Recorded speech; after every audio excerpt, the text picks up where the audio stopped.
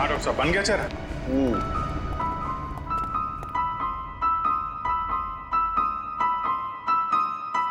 ये देखो बॉस, ये है वो मरा हुआ आदमी। क्या? ये कैसे हो सकता है? डॉक्टर साहब, ये क्या मजाक है? भाई साहब, मैं मजाक नहीं कर रहा हूँ, यही है उस आदमी का चेहरा, ऐसा ही दिखता है वो। मैं जानता था, मुझे बिल्कुल पता था ये कुछ ऐसा करेंगे जिससे सारा केस उलट जाए। क्या बात कर रहे हो यार तुम? मैं ऐसा क्यों करूंगा? क्या हो गया तुम्हें? अभिजीत, ये क्या कह रहे हो तुम? ये उसी आदमी का चेहरा है सर, मजाक क्यों करेंगे? क्योंकि डॉक्टर साहब ने जो चेहरा बनाया है वो मूर्ति का चेहरा है, सुमित जी का चेहरा है जो 39 साल पहले मर चुके हैं। इस चेहरे में सिर्फ मूंछ लगाना बाकी है। क्या बात कर रहे हो? ये आप बताइए, आपने बनाया है चेहरा? तो मैंने तो वही बनाया है जो मुझे खोपड़ी ने बताया, मैंने तो मूर्ति देखी भी नहीं है यार। तो आप देख लीजिए, ये मूर्ति है। ये तो वाकई वही चेहरा है जो मैंने बताया। ऐसा कैसे हो सकता है? सर, ये आदमी 39 साल पहले मर चुका है। आज जिंदा होता तो 80 साल का होता। और आपने कहा था ना कि ये मरा हुआ आदमी 45 साल का।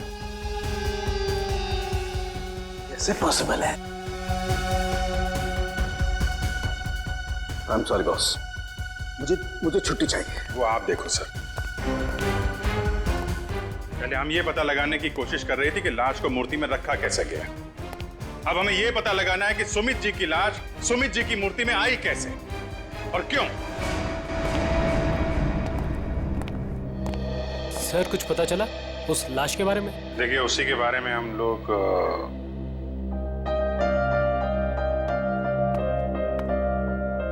बच्चों, हमें आपकी नानी और मम्मी से कुछ जरूरी बात करनी है, और बातें ऐसी हैं जो आप लोगों को नहीं सुननी चाहिए,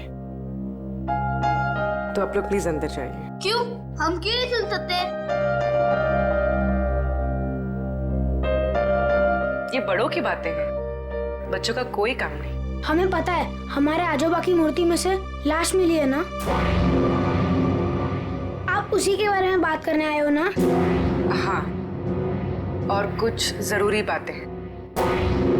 आप लोग अच्छे बच्चे हो ना? हो ना? प्लीज अंदर जाओ।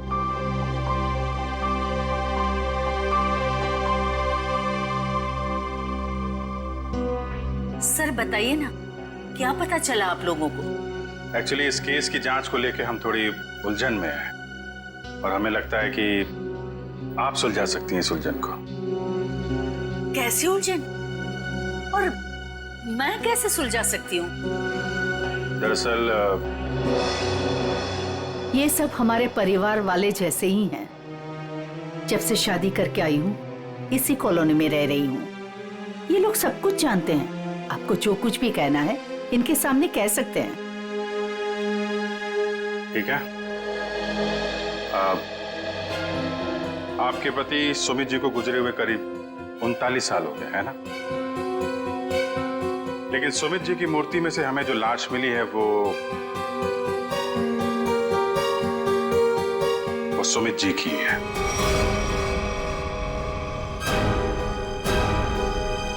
ये कैसे हो सकता है? ऐसा ही हुआ है, ये देखिए।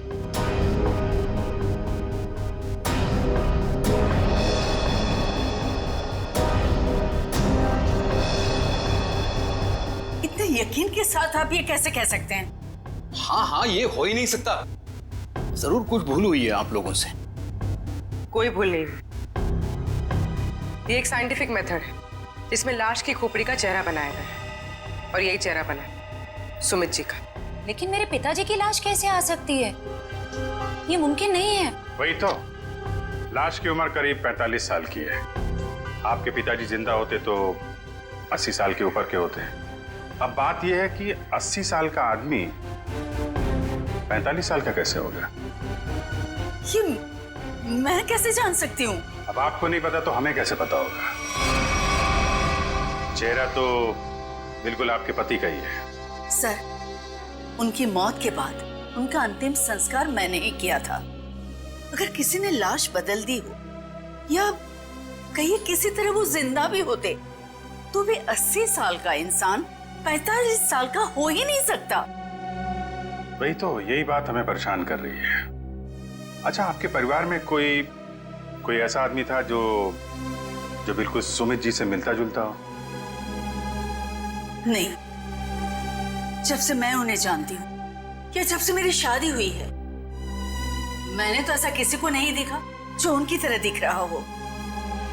चूंकि उस मरे हुए आदमी का चेहरा हूबहू आपके पति से मिलता जुलता है और उन दोनों में कोई संबंध है या नहीं, ये जानने के लिए मालती जी हमें आपकी थोड़ी मदद चाहिए। कैसी मदद? अगर आपको बुरा ना लगे तो हमें आपका डीएनए उस मरे हुए आदमी से मिला के देखना होगा। यही एक तरीका है सच्चाई को जानने का।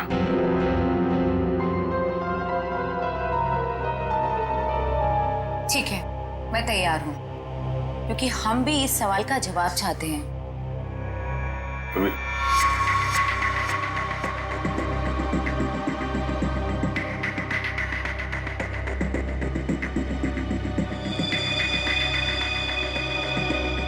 Thank you. हम फिर मिलेंगे, पर तब जब आपके साथ मिलेंगे। तारिका जी, डीएनए रिपोर्ट आ गई? पार्शियल मैच है। क्या पार्शियल मैच है? देखा, इसका मतलब सालू के गलत नहीं था बॉस। ये आदमी सुमित के परिवार का ही। बाप का डीएनए बेटी में भी है और इस मरे हुए आदमी में भी। निश्चित रूप से ये आदमी सुमित के परिवार का ही कोई है। अगर ये सुमित का रिश्तेदार है तो किसी ने इसे पहचाना कैसे नहीं? कोई तो होगा जिसे पहचानता। ये बड़ी चौंकाने वाली बात है। आपने जो इसका चेहरा बनाया था उसकी फोटो हमने अखबार में भी भेजी, लेकिन ऐसा कोई भी आदमी सामने नहीं आया जो इसे पहचानता हो। अगर ये इसी शहर में था तो किसी ने तो इसे देखा होगा। कोई तो होगा इसके पहचान वाला। तारिका जी, आप तो जीनियस हैं। ऐसे क्या कह दिया मैंने? केस सॉल्व कर दिया। हो सकता है ये आदमी इस देश का हो ही ना। हो सकता है कि मरने से कुछ समय पहले इस देश में आया। ओह, इसीलिए किसी ने इसे पहचाना नहीं। हाँ, पिछले 2-3 महीने की इमिग्रेशन रिपोर्ट्स चेक करनी होंगी हमें। पंकज, आज के अखबार में मैंने अपना राशिफल देखा। जानते हो क्या लिखा था उसमें? क्या था सर? बहुत जल्द नौकरी में बदलाव होगा। इसका मतलब जानते हो? हाँ सर, ये तो बहुत दुख की बात है। आपका डिमोशन होने वाला है। आपकी पोस्ट तो मेरे से भी नीचे होने वाली है। क्या बोलता है? अरे इसका मतलब है मेरा बहुत जल्द प्रमोशन होने वाला है। हाँ, पिछले 1 हफ्ते से मुझे ऐसा ही लग रहा है। लेकिन मुझे ऐसा नहीं लग रहा है। क्यों? सर अभिजीत सर ने बिल्कुल सही पता लगाया सर। इमिग्रेशन रिकॉर्ड से उस मरे हुए आदमी का चेहरा मैच कर रहा है सर। गुड, मिला है सर।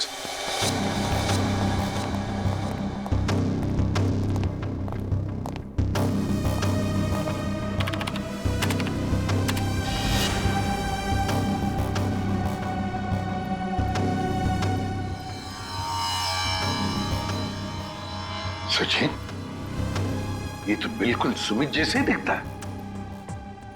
इसका नाम ब्रेंडन है, उम्र 45 साल और 2 महीने पहले यूके से आया था सर। मतलब आते ही मौत हो गई उसकी।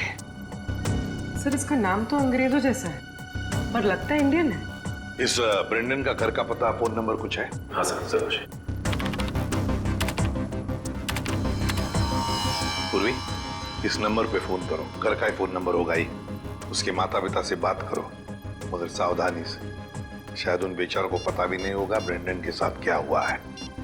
और देखो बातचीत में कुछ पता चलता है क्या इस ब्रेंडन के बारे में। सर। हाँ सर, मैं सीआईडी छोड़ रहा हूं। अब और बर्दाश्त नहीं होता। मैं पागल हो जाऊंगा। क्यों? ऐसा क्या हो गया? इस केस में बहुत कंफ्यूजन है और सबसे बड़ी बात तो यह है कि वो आदमी अंग्रेज निकला। मेरा दिमाग फट जाएगा सर। मैं भी छुट्टी पे जा रहा हूं सालू के साथ। अभी जाओ, अभी जाओ, इसी वक्त बोरिया भी सरा बांधो, निकल जाओ सीआईडी से। जाओ और कुछ समय बिताओ अपनी बीवी के साथ, शायद कुछ अकल आ जाएगी। जाओ। सर, आपका राशिफल तो सही निकला। नौकरी में बदलाव, मतलब आपका रेजिग्नेशन, इस्तीफा।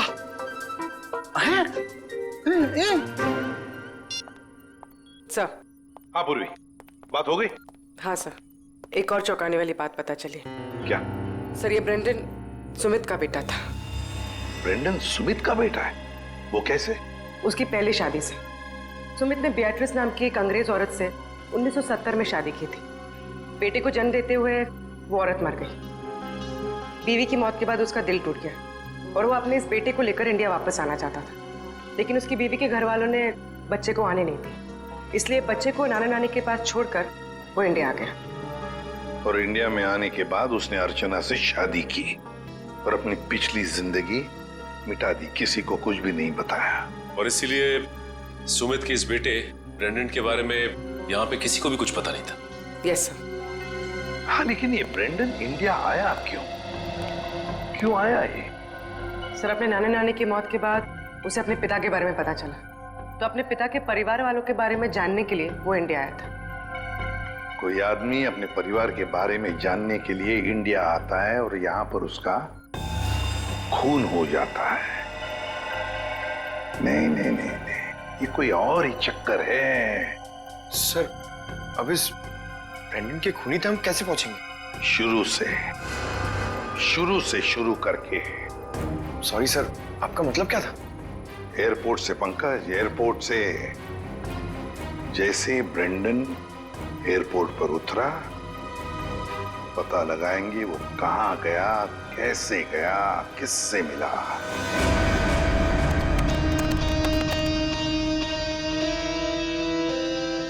सर, ये फुटेज एयरपोर्ट के अराइवल गेट की है सर, जब ब्रेंडन इमिग्रेशन से बाहर निकल चुका था।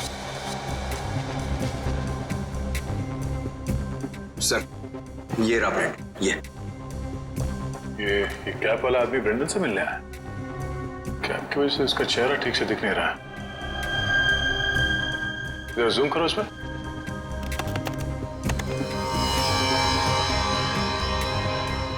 ऐसा लगता है कि जानबूझकर ये आदमी अपना चेहरा छुपा रहा है। ये चाहता नहीं है कि उसका चेहरा कैमरे पे कैप्चर हो। आगे बढ़ो। सर, ये दोनों तो पार्किंग की तरफ गए। इसका मतलब इस कैप वाले आदमी की गाड़ी पार्किंग में है। एक काम करो, इन दोनों के बाहर निकलने से आधे घंटे तक जितनी भी गाड़ियां एयरपोर्ट के पार्किंग लॉट से बाहर निकली है, उन सब के डिटेल्स निकालो। पता चल जाएगा इस कैप वाले की कौन सी गाड़ी है। सर, वो आदमी ब्रेंडन को जब एयरपोर्ट की पार्किंग में लेके गया, उसके आधे घंटे बाद तक ये सारी गाड़ियां बाहर जाती रही सर। बस वे ठीक है, एक एक को फोन करो और पता लगाओ किस पैसेंजर को इन्होंने एयरपोर्ट से पिकअप किया और कहां जाके छोड़ा। हेलो जी, मैं सीआईडी से इंस्पेक्टर सचिन बोल रहा हूँ। अच्छा, ये बताइए कि 15 फरवरी को आपकी कार इंटरनेशनल एयरपोर्ट पे गई थी किसी को छोड़ने के लिए? आप क्या करने गए थे? किसी को छोड़ने गए थे? मिसेस आंचल कुमार। ओके पूर्वी। Okay okay. क्या? किसको छोड़ने गए थे? Peter Frank. अच्छा, ये कौन सी फ्लाइट से आए? ओके।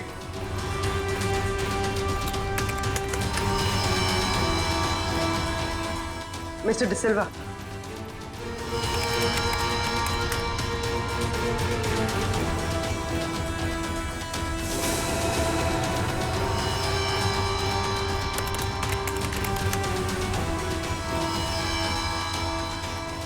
ओके पूर्वी, अब बचा है सिर्फ एक नंबर, ये VH 543259।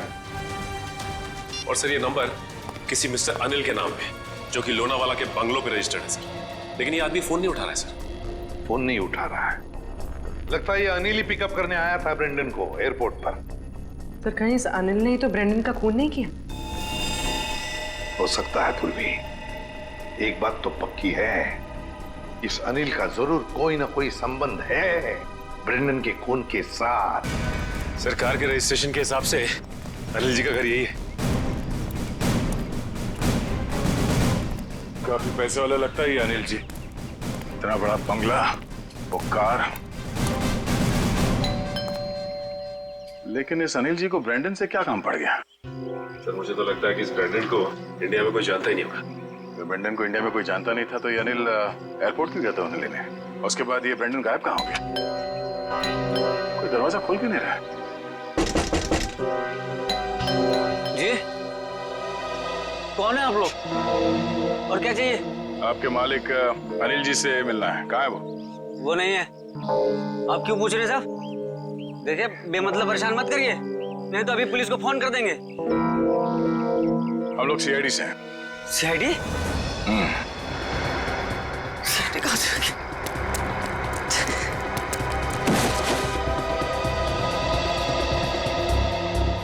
अब ये हमारे किसी काम का नहीं है। लगता है अनिल जी उसी तरफ है जिस तरफ ये भाग रहा है। चलो देखते हैं।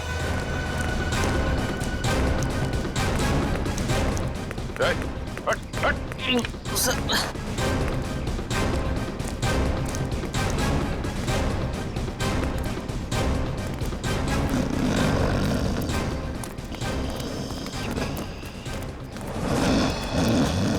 लगता है यही अनिल जी है।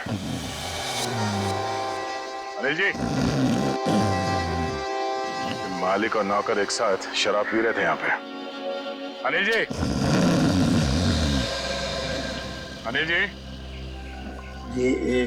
जी। हम ये जानने आए कि कुछ महीने पहले आप ब्रेंडन को एयरपोर्ट से लेकर कहाँ गए थे? एयरपोर्ट? ब्रैंडन? मैं कुछ नहीं समझ पा रहा यार, क्या बोल रहे तुम? हम ये कह रहे हैं कि ब्रेंडन को लेके आप एयरपोर्ट से आए थे और ये हमने सीसीटीवी फुटेज में देखा है।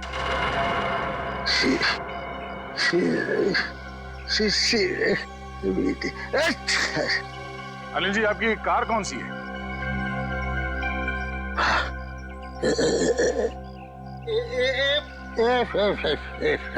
सच्चाई तो ये है कि ना तो ये बंगला आपका है और ना ही वो कार।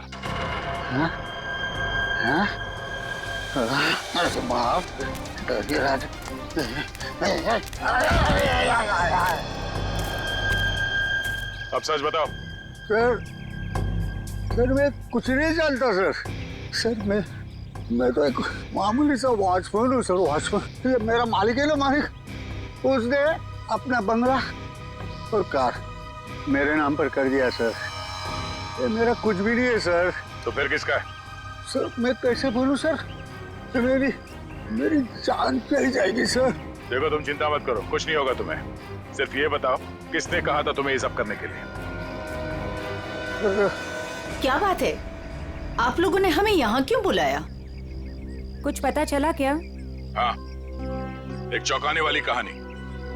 ये कहानी हम आप लोगों को भी सुनाते हैं। इस कहानी को हम वहां से शुरू करते हैं जब सुमित जी को सरकार ने जमीन दान दिया था।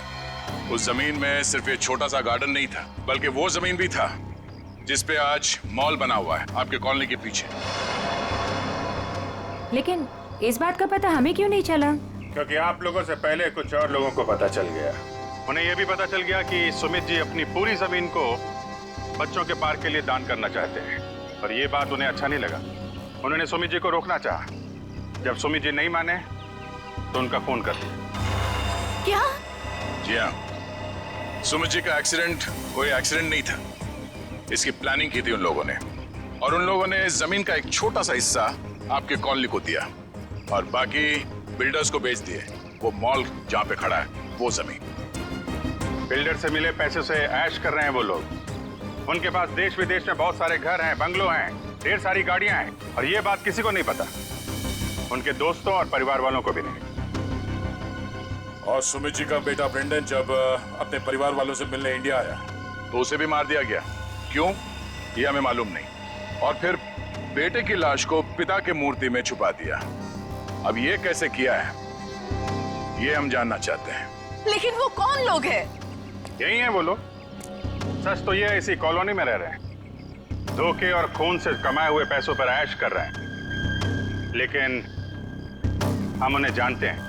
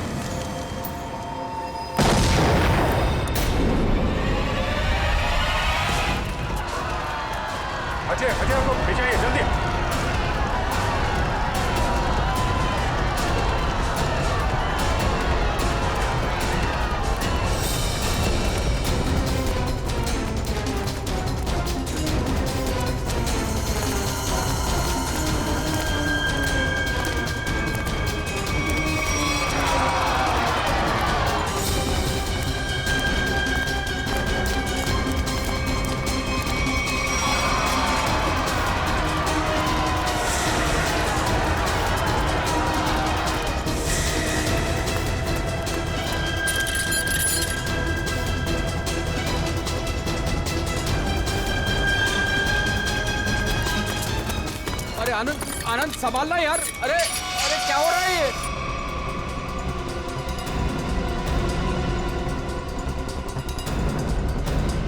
कहाँ भाग रहे हो? अरे सर उतारिए हम लोगों को। सर मर जाएंगे हम।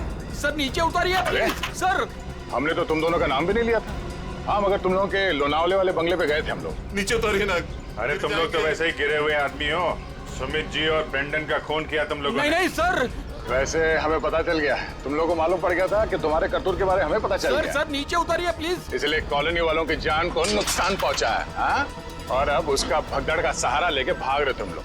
सर उतारिए हमें। सर नीचे उतारिए प्लीज। नीचे उतारिए ना मर जाएंगे सर। सर नीचे उतारिए ना। से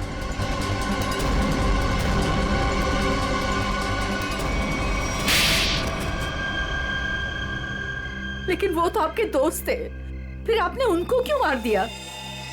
क्योंकि इनके लिए पैसा दोस्ती से ज्यादा मायने रखता है। लेकिन ब्रेंडन को क्यों मारा?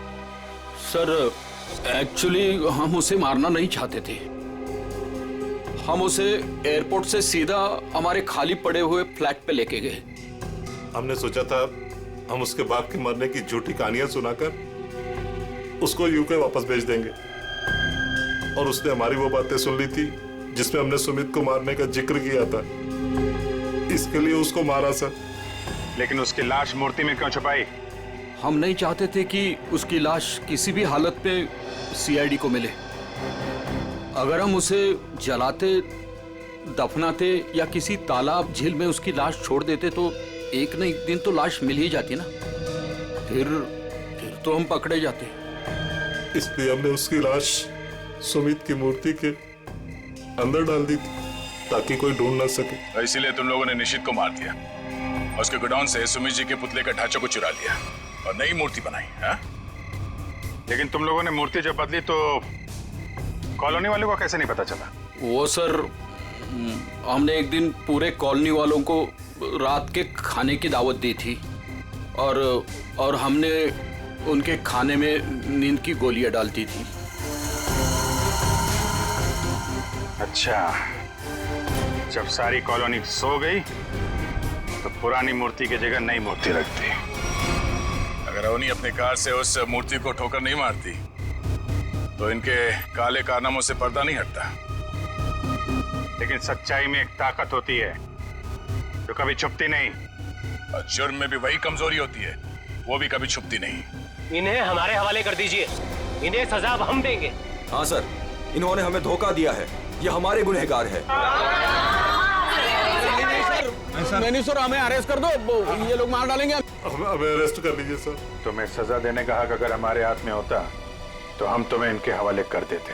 हमारे हाथ बंधे हुए हैं, वरना निखिल, पंकज ले जाओ इन्हें।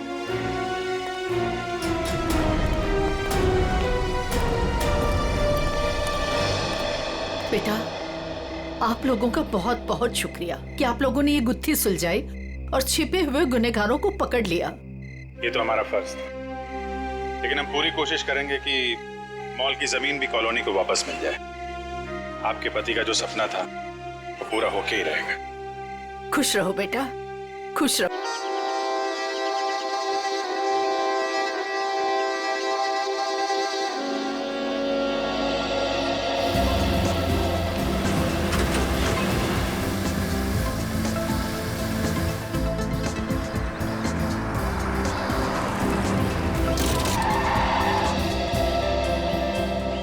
अवनी एक काम करो, गाड़ी को रिवर्स गियर में लगाओ।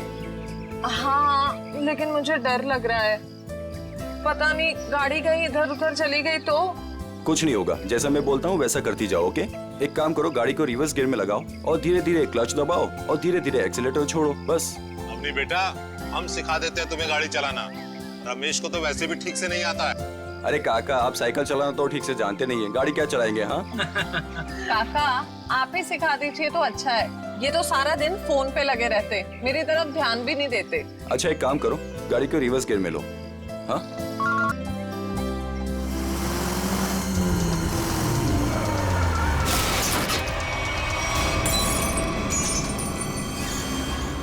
अवनी, ये तुमने क्या कर दिया? हाँ बदबू कहाँ से आ रही है?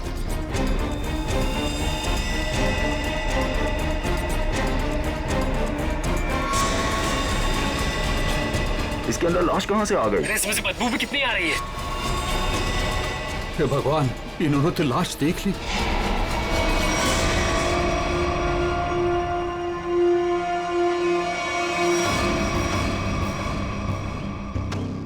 इस मूर्ति का बेस तो एकदम अच्छे से बनाया गया है, कोई लापरवाही की गई ऐसा लगता तो नहीं है।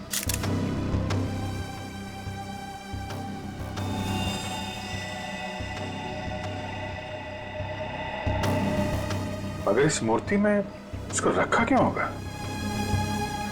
और वो भी ऐसे चहल पहल वाली कॉलोनी के बीच में रखी गई मूर्ति, वो भी ऐसे कॉलोनी के बीचों बीच जहाँ पे इतनी चहल पहल है।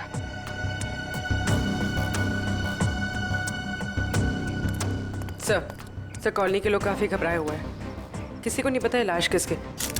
और सर इस कॉलोनी से कोई गायब भी नहीं हुआ है। चलो देखते हैं। आप लोग प्लीज इन बच्चों को अंदर घर भेज दीजिएगा, ये सब देखना सुनना इनके लिए अच्छा नहीं, प्लीज। बच्चों घर जाके खेलो, जाओ। माँ, आजोबा की मूर्ति में क्या था और उससे इतनी बदबू क्यों आ रही थी? घर आके बताती हूँ। बच्चों मम्मी की बात सुनना चाहिए, हाँ? जाओ घर के अंदर जाओ। आपके बच्चे ने कहा कि ये मूर्ति उनके दादाजी की? जी, मेरे पिताजी की मूर्ति थी, सुमित प्रकाश नाम था उनका। उनकी मूर्ति क्यों बनवाई थी? मेरे पति एक इंजीनियर और साइंटिस्ट थे। सूखे इलाकों के लिए उन्होंने एक नई सिंचाई पद्धति का आविष्कार किया था। इसी से खुश होकर गवर्नमेंट ने उन्हें ये जमीन दान में दी थी। और सुमित जी इतने महान थे कि उन्होंने वो जमीन कॉलोनी को दान कर दी थी, और हमने उसी जमीन पर ये बच्चों के लिए ये पार्क बनवा दिया। इसीलिए हमने उनके सम्मान में इस पार्क में उनकी मूर्ति लगवाई। देखिए, ऐसा लगता है कि किसी ने हाल में इस लाश को मूर्ति में छिपाया है। हाँ, कुछ महीनों पहले। आप लोग बता सकते हैं कि मूर्ति यहाँ कब लगाई गई थी? क्योंकि शायद लाश को उसी वक्त अंदर रखा गया था। ये क्या कह रहे हैं सर? ऐसा हो ही नहीं सकता। सुमित जी जिस साल गुजर गए उसी साल ये मूर्ति वहां लगवाई गई थी। कम से कम 39 साल हो गए। 39 साल पहले? तो ये हो सकता है कि जब हाल फिलहाल में मूर्ति बदली गई हो या फिर इसकी मरम्मत की गई हो, तब ये लाश इसमें डाल दी गई हो। जी नहीं, जब से ये मूर्ति लगवाई गई है तब से ना इसकी मरम्मत हुई है और ना इसे बदला गया। ऐसे कैसे हो सकता है? कुछ महीनों पहले मरे हुए आदमी की लाश इतनी पुरानी मूर्ति के अंदर कैसे हो सकता है? शायद ऐसा हुआ हो कि रात के अंधेरे में ये काम हुआ हो और आप लोगों को पता नहीं चला। पूर्वी, जरा वॉचमैन से पता करना। सर इस कॉलोनी में करीब 200 फैमिलीज रहती है। अगर किसी ने रात को पुतला बदला होता, किसी ने तो देखा होता, लेकिन यहाँ तो किसी ने कुछ देखा ही नहीं। सर यहाँ पर 2 वॉचमैन हैं, एक दिन में ड्यूटी करता है और एक रात में, और दोनों का ही कहना है कि किसी ने भी मरम्मत का काम होते हुए नहीं देखा। कमाल है, अगर कोई काम हुआ नहीं है तो फिर ये लाश मूर्ति के अंदर आई कैसे है? सचिन, 39 साल पहले ब्रॉन्ज की मूर्ति खड़ी की गई हो, तब से लेकर आज तक ना किसी ने उसकी मरम्मत की, ना उस मूर्ति को बदल दिया। हाँ सर, 1976 की बात है सर। हाँ, और आज उस ब्रॉन्ज के पुतले के अंदर मिलती है एक लाश, और कॉलोनी के 40 लोग कहते हैं कि उन्होंने कुछ देखा तक नहीं। कैसे हो सकता है मूर्ति के अंदर लाश? 2 ही तरीके आते हैं मेरे दिमाग में। एक, या तो पुरानी मूर्ति के अंदर लाश रखी, या फिर नई मूर्ति बनाकर उसके अंदर लाश डालकर उस नई मूर्ति को पुरानी मूर्ति की जगह रखी गई और पुरानी मूर्ति गायब कर दी गई होगी। सर लेकिन ब्रॉन्ज की नई मूर्ति बनाने के लिए तो कई दौर से गुजरना पड़ा होगा। पहले तो उसने प्लास्टर ऑफ पेरिस का ढांचा तैयार किया होगा, फिर उस ढांचे से उसने नया सांचा तैयार किया होगा, और फिर कम से कम 1200 डिग्री सेल्सियस पे उसने उस ब्रॉन्ज को पिघलाकर उसमें डाला होगा, और फिर उसके टुकड़े किए होंगे। टुकड़ों को फिर वेल्डिंग करके जोड़ा गया होगा, फिर मूर्ति तैयार होगी तो उसे खड़ा कर दिया गया होगा। ये कुछ चुटकी भर में थोड़ी होता है, बहुत टाइम लगा होगा, बहुत टाइम लगा होगा। और सर लाश को मूर्ति में रखा गया होगा, मूर्ति को कॉलोनी में लाया गया होगा, और फिर पुरानी मूर्ति की जगह रखा गया होगा। पूर्वी, इतनी बड़ी मूर्ति कोई गोदी में उठाकर तो नहीं ला सकता। उसे लाने के लिए ट्रक या फिर कोई बड़ी गाड़ी लाई होगी। उसके साथ साथ उसे खड़े करने के लिए क्रेन लाया गया होगा। इतना सब अगर हुआ है, फिर भी कॉलोनी के लोग कहते हैं कि उन्हें कुछ मालूम नहीं, ऐसा कुछ हुआ ही नहीं।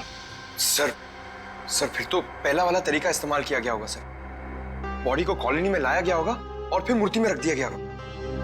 पंकज, मूर्ति को लेटाया गया होगा, उसके बाद उसके अंदर लाश को रखा गया होगा और फिर उसे खड़ा भी किया होगा। कैसे हो सकता है, कैसे हो सकता है ये? सर, इतना अजीब तरीका लाश को ठिकाने लगाने का, खूनी को ये सब करने की जरूरत क्या थी? वही तो, इतनी तकलीफ क्यों? लाश को ब्रॉन्ज की मूर्ति के अंदर ही क्यों? कोई ना कोई वजह तो जरूर होगी, पर है कौन ये? है कौन ये? लाश है किसकी? कैसे मरा ये? मरा या मारा गया? इस आदमी की उम्र 45 साल है और इसकी मौत इसके सर पे लगी चोट की वजह। अरे sir sir sir sir, Hindi में बोलेंगे तो मुझे भी समझ में आएगा। क्या बोल रहे हैं? इस आदमी की उम्र 45 साल है और इसकी मौत इसके सर पर लगी चोट की वजह से हुई है। ये हुई ना बात, थैंक यू। और कुछ और बता सकते हैं? कोई जादू है, चुटकी बजाऊंगा हो जाएगा? अरे कोई जादू है जो चुटकी बजाऊंगा सब कुछ हो जाएगा? मन तो करता है चुटकी बजा दूं और ये आदमी गायब हो जाए। क्या बोले तुम? मतलब मैं कह रहा था सारुंके साहब, आप चुटकी बजा दे तो केस सॉल्व हो जाएगा। कितना किया है, ये तो कुछ भी नहीं है। हाँ, लेकिन अभी मेरा चुटकी बजाने का मूड नहीं। ठीक है, तो मैं उधर बजा लेता हूँ चुटकी। किधर चले जाते हो? हाँ देखिए आप, तारिका जी।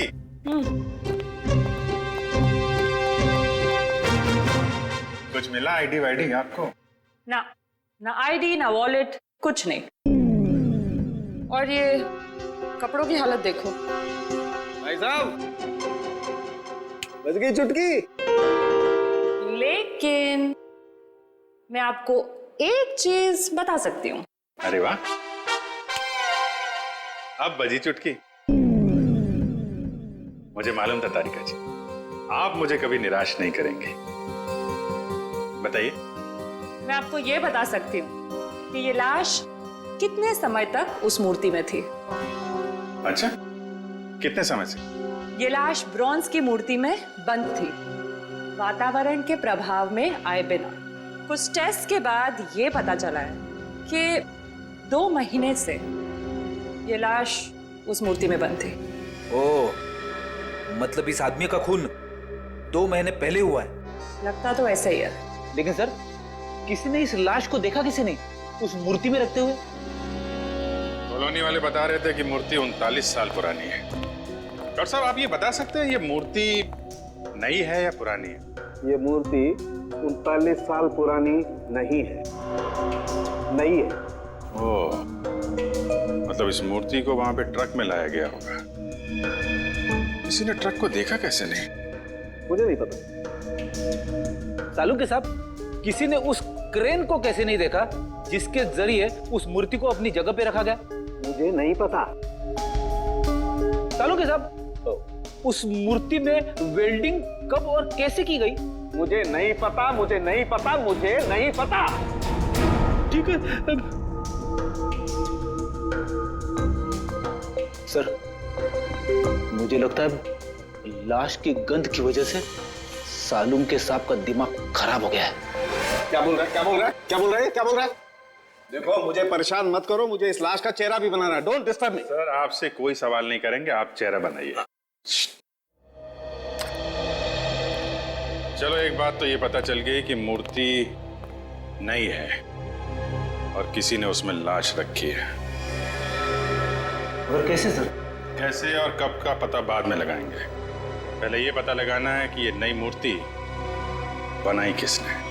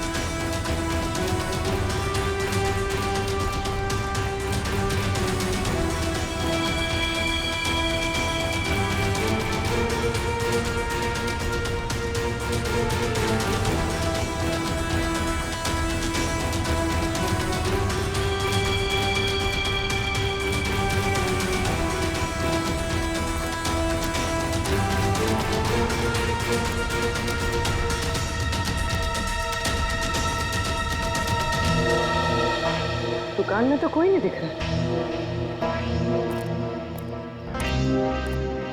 वाह, एक खूबसूरत लड़की मेरे दुकान पे। सीआईडी से हूँ मैं। तो क्या हुआ?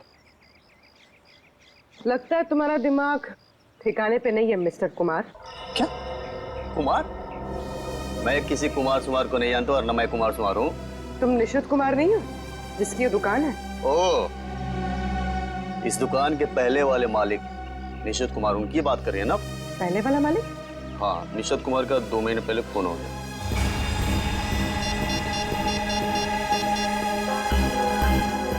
Hello, Abhijit sir.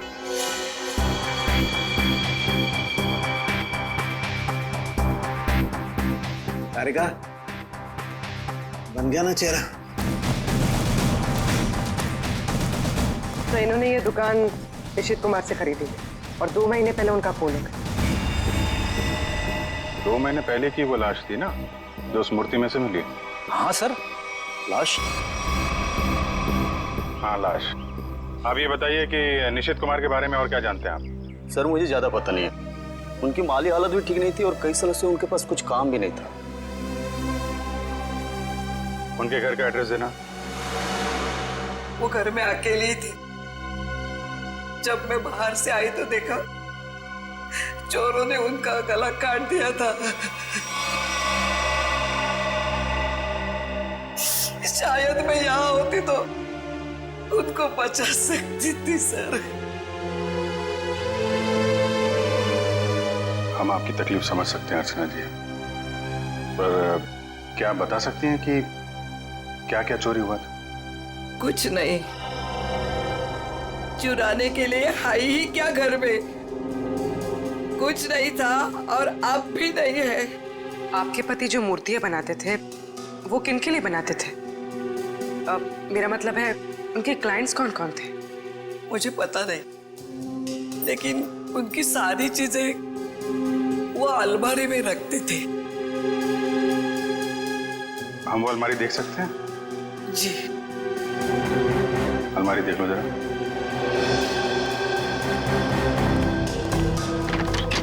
अर्चना जी, ऐसा भी हो सकता है कि ये चोरी का मामला ना हो। मैं समझी नहीं सर कुछ। निशित जी का कोई दुश्मन भी था जो उनकी जान लेना चाहता हो?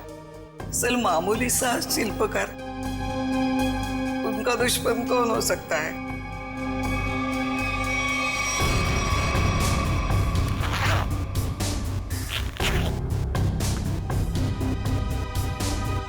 सर, हाँ बेट। इस फाइल में मूर्तियों की बहुत सारी न्यूज़पेपर कटी है सर। वो जो सारी मूर्ति बनाते थे ना, उसका सारा रिकॉर्ड इसी फाइल में रखते थे। और सर, ये देखिए। तो ये मामला है।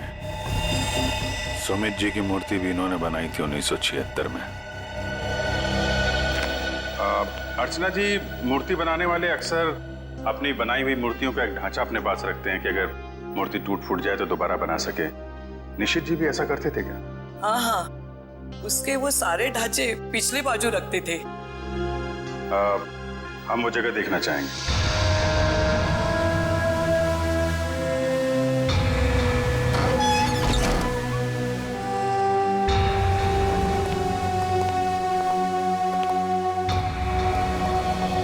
सर, आप सब देख रहे हैं ना, ये उनकी पूरी जिंदगी की कारीगरी है। उन्होंने जितनी भी मूर्तियां बनाई थी उन सबका एक एक ढांचा यहाँ है।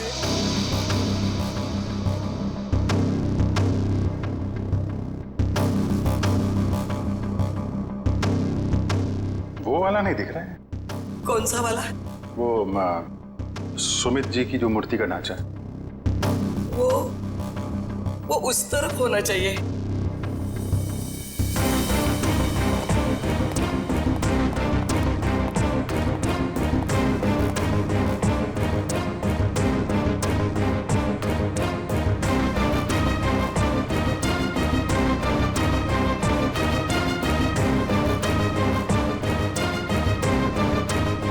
आप क्या देख रहे हैं? ये मिट्टी देख रहे हो? यहाँ पे कोई ढांचा था जो अब नहीं है। अर्चना जी, हाँ वो सुमित कुमार जी की मूर्ति का ढांचा यहीं पे था? हाँ यही था। ले गए। सर आपका मतलब उन चोरों से थे नहीं?